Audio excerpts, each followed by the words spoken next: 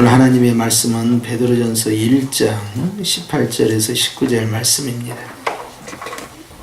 너희가 알거니와 너희 조상들이 물려준 헛된 행실에서 대속함을 받은 것은 의나 금같이 없어질 것으로 된 것이 아니요 오직 흠없고 점 없는 어린 양 같은 그리스도의 보배로운 피로 된 것이니라. 아멘. 18절 시작. 너희가 알거니와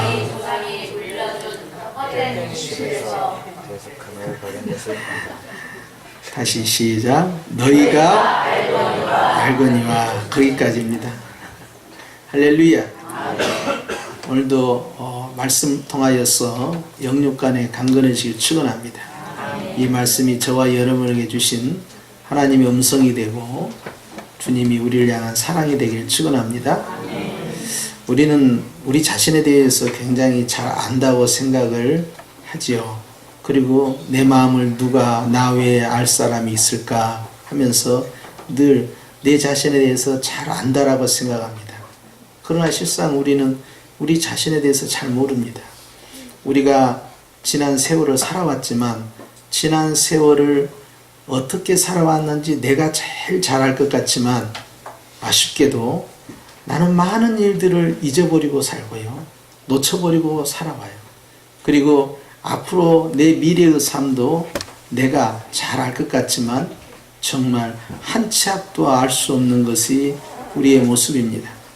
현재 내 상태에 대해서도 내가 잘 알고 내 마음에 내 생각에 그리고 나의 성품에 나의 심리에 대해서 나의 영적 상태에 대해서 아는 것 같지만 사실 알지 못합니다. 내가 나를 알지 못하는데 어떻게 남이 나를 알 수가 있겠습니까?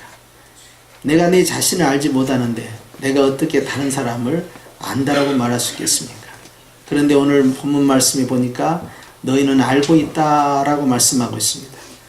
성경에서 안다라는 말씀은요, 그것은 경험적으로 체험적으로 알고 있다 하는 뜻을 의미하는 것입니다. 그냥 단순히 지식으로 알고 있다, 내가 들어서 알고 있다, 정보를 가지고 있다, 그런 알미 아닙니다. 하나님 앞에서 내가 경험하고 있다, 내가 체험하고 있다. 그래서 우리가 어떤 사람을 알 때 가령 아무개를 내가 안다 할 때 뉴스를 통해서 안다든지 신문을 통해서 안다든지 누구를 통해서 그 정보를 지식을 갖고 있다고 해서 안다라고 말하지 않고 내가 그 사람과 사귀어보고 그 사람과 함께 인격적인 만남을 가졌을 때 나는 그 사람에 대해서 안다라고 말합니다. 그래서 사도 요한도 요한일서 1장에서 우리가 그리스도와 빛 가운데서 서로 사귐이 있어야 한다라고 말씀해요. 인격적 만남이 있어야 한다는 겁니다. 신앙생활 하면서 신앙이 자라나지 못하는 여러 요소가 있지만 그 가운데 핵심적인 것은 정말 주님에 대해서 잘 알고 나에 대해서 잘 알고 있냐는 거예요. 즉 인격적 체험이 있냐는 거예요. 주님과 함께하는 주님과의 그 만남이 내 안에 있느냐, 내가 정말 내 자신에 대해서 영육간에 정말 잘 알고 있느냐 하는 거예요. 모른다는 겁니다. 영적 체험이 없게 되면요, 주님과 인격적 만남이 없게 되면요, 신앙이 자라나지가 않습니다. 왜냐하면 우리가 로마서 10장 17절 말씀에 하나님의 말씀은 들음에서 난다고 그랬어요. 여기서 듣는다는 것은 단순히 경청하고 단순히 공감하고 단순히 지식 전달을 받고 머리로서 이해하는 것으로 믿음이 자라난다는 것이 아니라 그 말씀을 내 안에서 경험적으로 받아들였을 때 아하, 하나님은 살아계시는구나 그런다는 거예요. 정말 하나님 앞에서 인격적인 내 안에 그러한 체험들이 나에게 확신을 가져다주고 담대함으로 가져다주고요. 그것이 바로 내가 알고 있는 그 지식이 살아있기 때문에 산 지식이 되는 겁니다. 66권의 말씀도 마찬가지죠. 하나님의 말씀이라고 가르침을 받았기 때문에 그것이 주입이 되고 세뇌가 되어서 아, 성경은 하나님의 말씀이다 라고 아는 거와 내가 정말 하나님의 말씀이 이 성경을 통하여서 놀라운 은혜 체험을 하게 되면 성경은 하나님의 말씀이다라고 고백을 하게 되는 것입니다. 그렇기 때문에 오늘 베드로는 흩어져 있는 이스라엘, 즉 유대인이든 비유대인이든 상관없이 오늘 이 본문 말씀을 통하여 아시아 지역과 흩어져 있는 모든 교회를 향하여서 이 서신을 전하면서 너희는 알고 있다 그래요. 이미 예수님을 믿는 사람들입니다. 이미 예수님을 알고 있는 사람들입니다. 그들에게 너희가 알고 있는 것에 대해서 두 가지를 말씀하겠다는 거예요. 그 첫 번째가 바로 18절 시작. 너희가 알거니와 너희 조상이 물려준 헛된 행실에서 대속함을 받은 것은 그랬어요. 첫 번째로 안다는 것은 너희의 영적 상태를 너희가 정확하게 알고 있다. 유대인이든 비유대인이든 간에. 그래서 너희가 가지고 있는 그 고질병, 해결할 수 없는 그 병폐, 그것은 너희 개인의 문제가 아니라 조상 때부터 유전적으로, 문화적으로, 습관적으로 내려왔고 학습되어 있는, 그래서 조상으로부터 내려온 유전죄와 내 자신이 그 삶 가운데에서 범하게 되는 자범죄가 함께 결합되어 있는 그러한 모습에 대해서 너는 알고 있다는 거예요. 그리고 유대인들에게도 말씀합니다. 너희들은 너희 자신들을 알고 있다. 그들이 자기 자신을 아는 데 있어서 첫 번째로 썼던 것은 신의 산으로 가는 것입니다. 신의 산에는 율법이 있습니다. 그 율법 안에서 615가지를 바라보면서 내가 얼마나 하나님 앞에 죄인인가 그걸 깨닫게 하는 거죠. 율법은 죄를 깨닫게 하고 그 깨달은 사람은 그 죄 가운데서 이제 벗어나기 위하여서 성막으로 가게 됩니다. 성막에서 피제사를 드리면서 자신의 죄사함을 이제 받게 되는 것이죠. 그때 썼던 것이 대속이에요. 누군가가 나를 대신해서 처벌을 받는 것입니다. 그런데 유대인들은 알고 있어요. 이 제사가 반복적이고 일시적이라는 사실을. 그렇기 때문에 죄 용서를 받을 수 있지만 내가 이것이 지속 가능한 그러한 속죄의 행위가 아니기 때문에 항상 한계를 느끼고 있습니다. 그것을 벗어나기 위해서 몸부림치면 칠수록 벗어날 수가 없는 거예요. 그렇기 때문에 유대인들에게 있어서는 신의 산의 율법을 통하여서 자기 자신을 바라본다 하지만 그것이 거울이어서 다 비춰진 게 아닙니다. 왜냐하면 우리에게는 615가지만 있는 게 아니기 때문에. 그렇기 때문에 우리에게는 무수한 수많은 우리가 생각하지 못했던 죄가 아니라고 생각했던 부분, 내가 잘못 살았다고 생각지 않는 부분들까지 존재하는 거예요. 신약적으로 보면 대표적으로 이겁니다. 데살로니가전서 5장 16절에 주님께서 뭐라고 말씀하셨어요? 항상? 자, 이게 죄입니까? 죄가 안 됩니까? 죄가 되죠. 왜 죄가 됩니까? 항상 기뻐하지 않는 삶은 어떤 결과입니까? 그 마지막에 가서 18절 19절에서 어떻게 되어 있습니까? 이는 그리스도 예수 안에서 너희를 향하신 하나님의 뜻이다 그런 거예요. 그러면 항상 기뻐하지 않는 것은요, 그것은 죄가 되어버린 거예요. 그런데 구약의 입장에서 바라보자면 항상 기뻐하지 않는 것이 죄입니까? 죄가 아닙니까? 죄가 아니게 되는 겁니다. 이게. 그러니까 신약에 가서 산상수훈에서 딱 문제를 펴보니까 마음에 미워하는 자는 벌써 살인했다? 막 이런 식으로 가버리니까 이제 감당이 안 되는 거예요. 노출된 뿐만 아니라 그 마음에 품고 있는 그 악한 마음까지, 생각까지 전부 언행심사를 주님은 다 낱낱이 지적하고 있는 거예요. 그러면서 근본적으로 무엇에서 네 자신이 하나님 앞에 걸렸는지를 보아라는 거죠. 유대인들은 그것을 받아들이는데 너무 힘들어 있어요. 왜냐하면 우리는 615가지만 지키면 되고 궁극적으로는 십계명에 우리는 다 준수자로서 문제가 없다라고 본 겁니다. 그러니까 부자 청년이 주님을 만났을 때 어떻게 하면 영생을 얻을 수 있습니까? 그러니까 네가 계명이 무엇이라고 알고 있느냐? 그러니까 이러이러는 거 아닙니까? 이거 내가 어렸을 때부터 다 지켰나이다 그런 거예요. 지켰다라고 한 겁니다. 그것이 그들의 한계예요.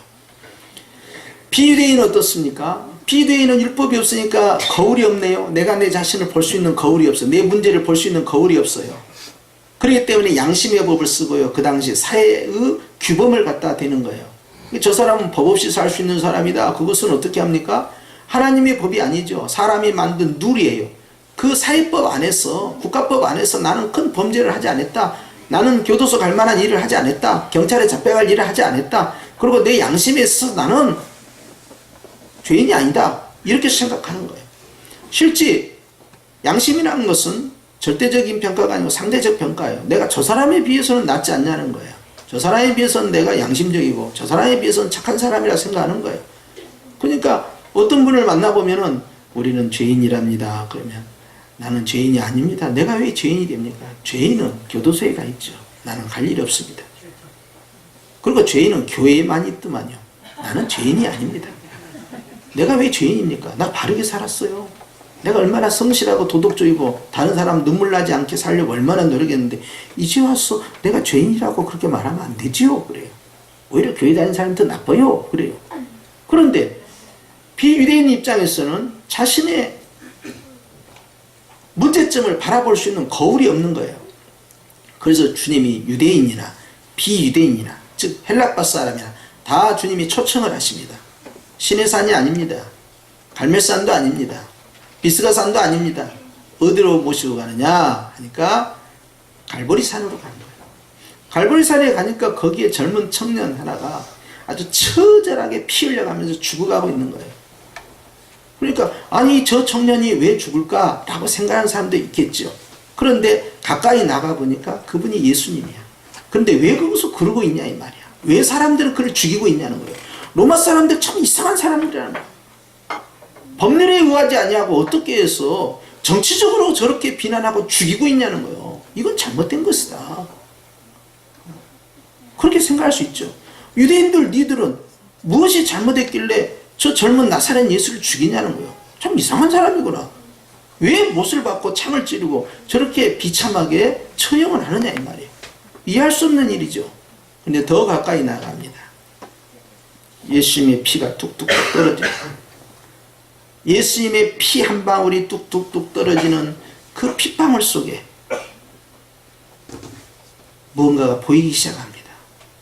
가까이 가서 그 핏방울을 보니 그 피에 이렇게 기록되어 있습니다. 내가 피 흘리는 것은 너의 죄를 위함이다 라고 기록합니다. 그리고 그 핏방울마다 내가 상상도 하지 못한 온갖 죄가 다 기록되어 있는 거예요. 말하는 것, 듣는 것, 보는 것, 생각하는 것, 행하는 것, 내가 했던 과거로부터 현재까지 온갖 죄악이 나뿐만 아니라 내 부모로부터 내 조상으로부터 내려왔던 선천적으로 그리고 완전히 문화적으로 자리를 잡은, 그리고 그러한 부분에 있어서 내 양심에 끄릴 것 없이 내가 학습돼서 그렇게 살아왔던 지난날의 모든 심령의 문제부터 영적인 문제까지가 다 기록되어 있더라는 거예요.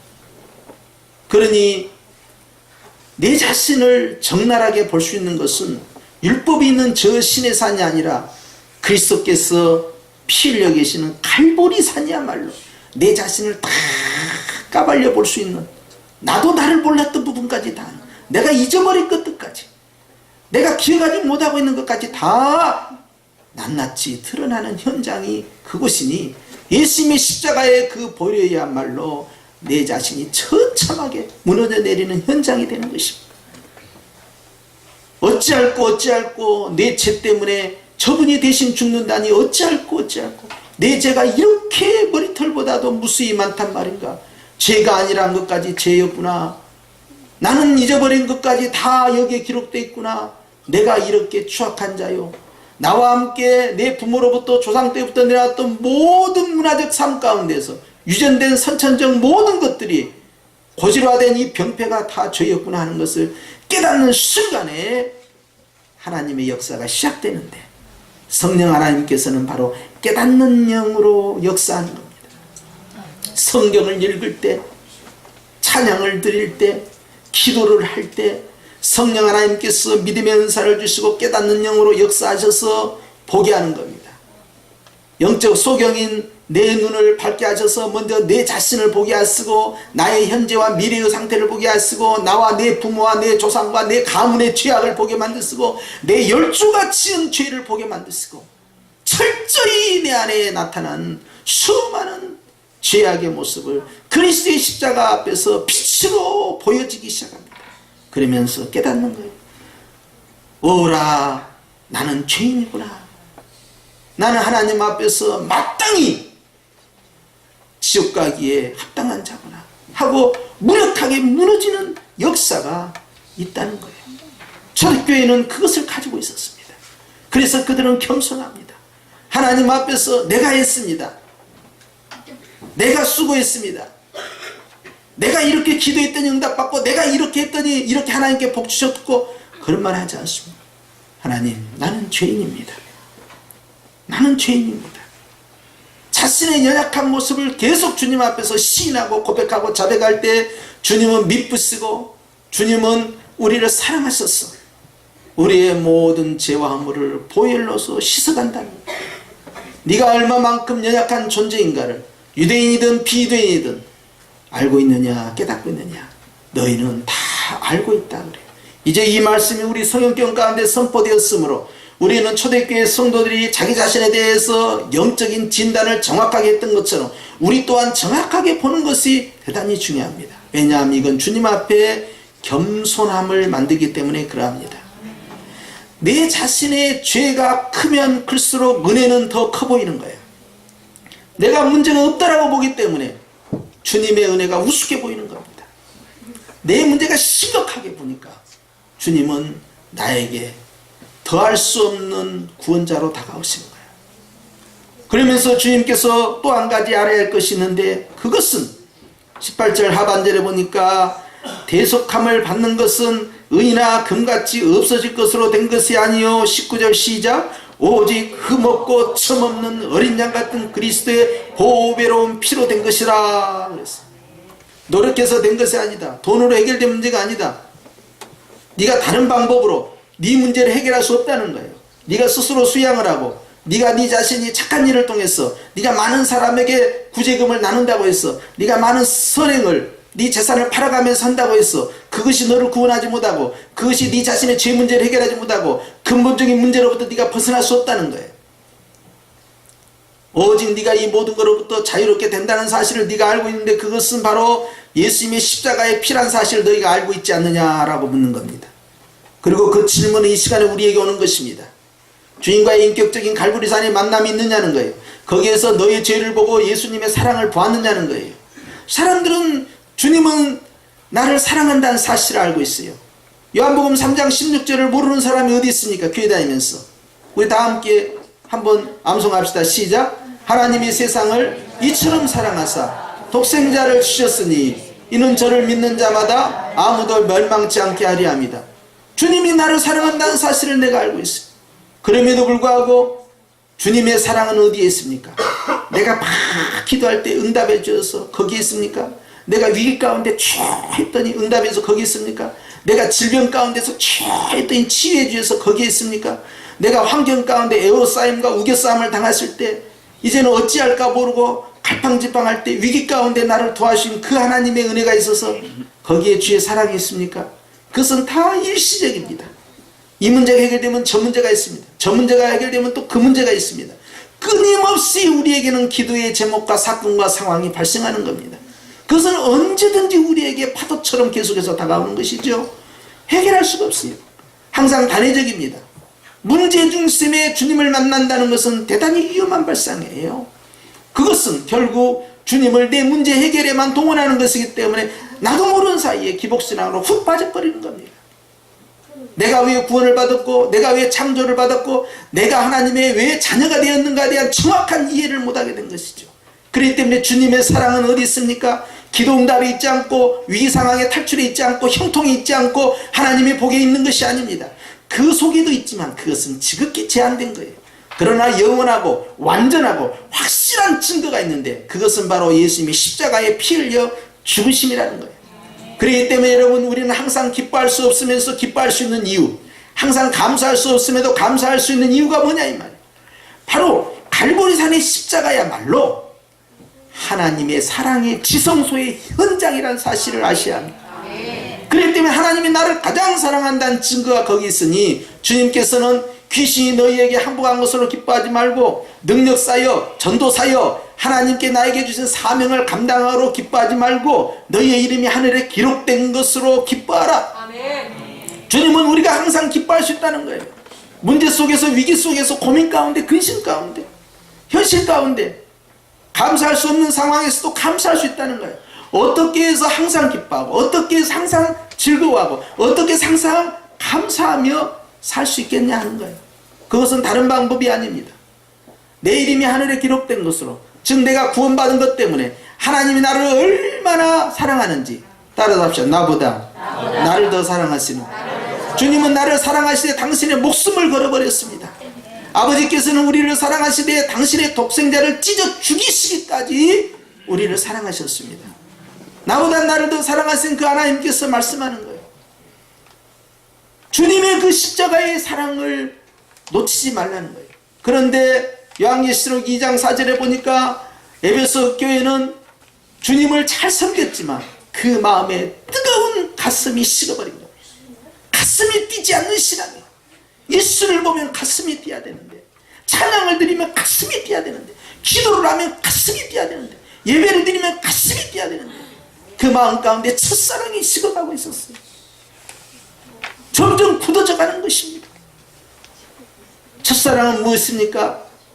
다른 것이 아닙니다. 내가 처음 만난 것이 아니고요, 내가 갈보리산에서 주님과의 인격적 만남, 나의 죄가 얼마나 큰가, 그리고 주님의 사랑이 얼마나 큰가, 이것을 깨닫는 순간에 첫사랑이 시작되는 것이니, 그것이 따라서 합시다. 구원의 기쁨. 이 구원의 기쁨이 바로 첫사랑이 되는 것입니다. 그런데 우리 주님께서는 말씀하는, 왜 이것을 놓쳐버렸느냐. 주님 부르시는 그날까지 예수님의 십자가의 그 보혈은 과거형이 되어서는 안 되고 현재형이 되고 항상 진행형이 되어야 한다는 거예요. 내가 주님을 만나는 그 순간까지 내 마음의 설레임과 그 사모함은 갈보리산의 십자가로 인하여서 여전히 유지가 돼야 되기 때문에, 천상에 있는 성도들이 요한계시록 4장에 하나님 앞에 참여할 때 그의 면류관을 벗어서 일찍 죽임을 당하신 어린 양 앞에 내어드릴 수 있었던 것은 세세 무궁토록 우리의 찬미의 대상이 바로 예수님의 십자가의 보혈이기 때문에 그러합니다. 그렇기 때문에 주님께서는 거기에서 영생이 시작되고, 거기에서 구원이 시작되고, 거기에서 의롭다함이 시작되고, 거기에서 구원이 시작돼요.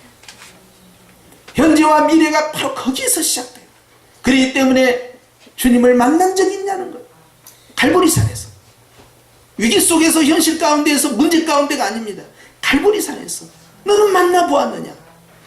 그 갈보리산에서, 피 흘림 속에서, 그 뚝뚝 떨어지는 그 피 흘림 속에서 너는 네 자신이 얼마나 악한 자인가를 너는 보았느냐 하는 거예요. 그런데 너희는 보았다, 너희는 들었다, 너희는 경험했다, 너희는 알고 있다. 오늘 주님은 이 베드로전서 1장 18절을 통하여 너희는 두 가지를 분명히 알고 경험했다는 것입니다. 오늘 이와 같은 경험적 체험이 저와 여러분의 있기를 주님은 축원합니다. 그렇기 때문에 흔들리지 아니하는 견고한 신앙, 확실한 신앙은 바로 우리가 갈보리산에서 피 흘려 죽으신 예수님을 인격적으로 만나서, 나 때문에 죽으셨구나, 내 죄 때문에 죽었구나, 내가 죽였구나, 그리고 나를 사랑하시는구나, 나보다 나를 더 사랑하시는구나, 온몸을 던져 사랑하시는구나, 목숨을 바쳐 나를 사랑하시는구나, 이보다 더 큰 사랑이 어디 있냐는 거예요. 그렇기 때문에 주님께서는 이제 너희는 바로 그 사랑 안에서 흔들리지 말라는 겁니다.